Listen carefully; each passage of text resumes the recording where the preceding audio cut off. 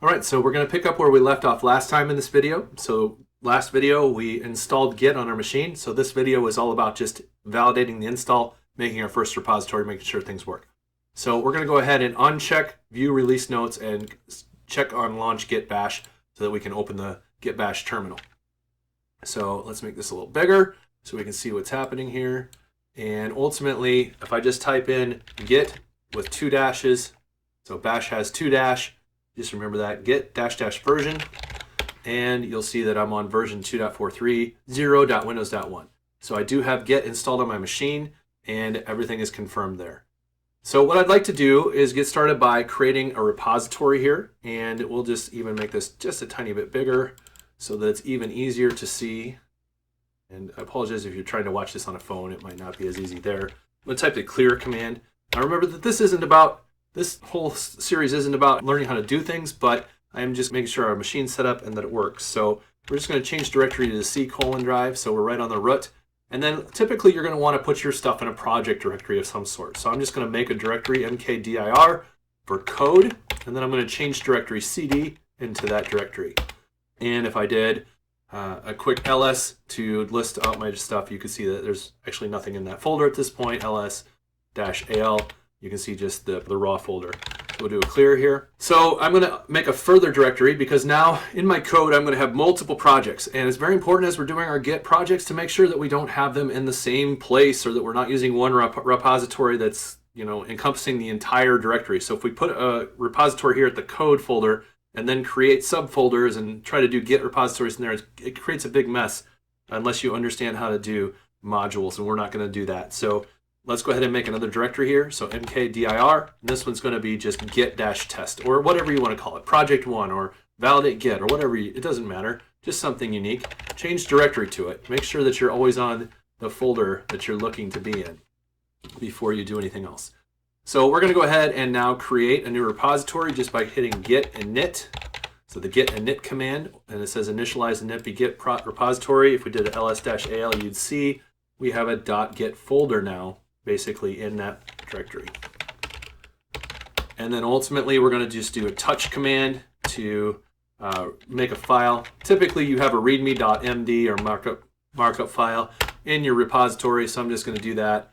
And you do a git status, you can see that we have the untracked file. So we're going to do a git add or git add readme.md, either one will cover it. We do git status, we can see that it's now green.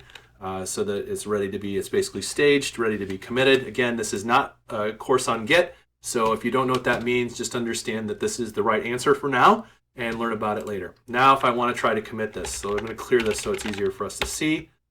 I'm going to do git commit -m and first commit or something like that, right? Initial commit, whatever you want to type there. You'll see author identity unknown. Please run these 2 commands. So in order to create a commit, you have to sign it. Typically that's done with your email and your name. So we'll do git config -- global user.email and just set it to your email. This should be the email you're using with GitHub or Bitbucket or whatever, GitLab, whatever source control, Azure DevOps, whatever you're using. Use that email. Git config -- global and user.name, and this should be your name. I can't even type my own, so good luck. And there it is. And then once I do that, I can just hit the up arrow and get my commit back. And actually, let's go to the clear first. And then let's get our up arrow and get the commit back. And now we can see that the commit is made. And if I do a git status, we'll see there's no changes, nothing to commit. So our commit is there. Git log -- one line shows that we do have that commit with its SHA and its first commit. So that's all done exactly like we would expect it to do. Now, ultimately, we would be able to push that out to a repository if we had everything set. Again, we're not going to go to that level. That, to me, proves that Git's working exactly the way I want it to. So let's open the terminal.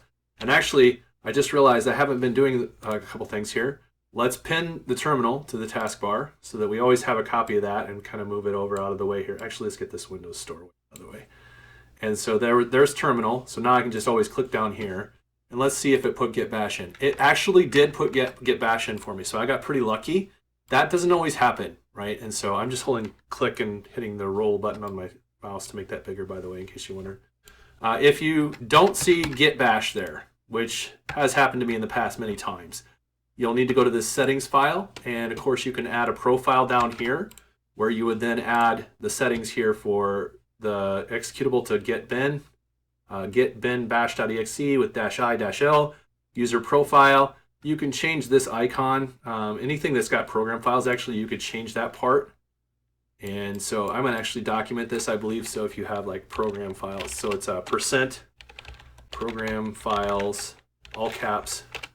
And that basically lets it kind of know that you're basically just using Windows, right? That's just a shortcut. So if I hit that, hopefully I didn't break it. I didn't. Good. Okay. And you can do the same thing with the settings for the icon if you want. You don't have to necessarily label the path as C program files. It's just wherever your program files variable points to. Either one works. But that proves we got Git working. I'm also going to document this on another machine. I've had some issues where you have to use a JSON file, so I'll put that out there. But basically, it should look something with. I'm just going to open a notepad here real quick. It should look something like this, right? Where you create some GUID and you basically do the git bash name, and then you have program files, and then that same setting we had there. The icon is the same. The starting directory is your user profile, and you only have to do this if you're only seeing JSON. So if you're seeing JSON, just put this text into your settings, and you'll see the git bash starting in your Windows terminal going forward. One other thing, I don't have bash or PowerShell 7, so I'm going to just go ahead and pin those to the taskbar as well. So there's git bash, and you obviously don't need to do any of this if you don't want to, especially if you're using terminal, because you can just open the terminal and have any of them at any point, right? And terminal and PowerShell look very similar, so that might be really confusing. But that proves that we have Git validated as working on our machine. We also have it working in Windows Terminal, which is awesome. So we're ready to move on.